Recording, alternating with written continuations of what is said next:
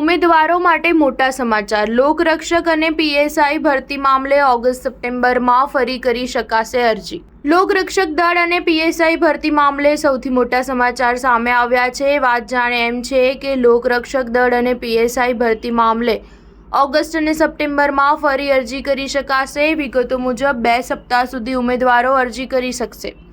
આ સાથે કોલેજના અંતિમ વર્ષ અને ધોરણ 12ના ઉત્તીર્ણ ઉમેદવાર પણ અરજી કરી શકશે।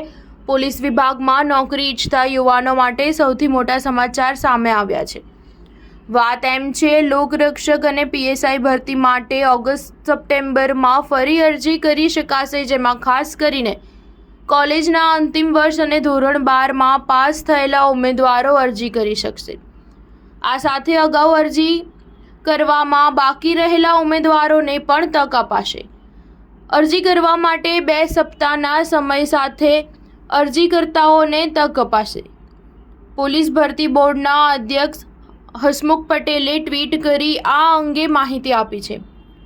વિગતો મુજબ લોકરક્ષક અને પીએસઆઈ ભરતી મામલે ઓગસ્ટ-સપ્ટેમ્બરમાં ફરી અરજી કરી શકાશે। કોલેજના અંતિમ વર્ષમાં અને ધોરણ 12ના ઉત્તીર્ણ ઉમેદવાર કરી શકશે।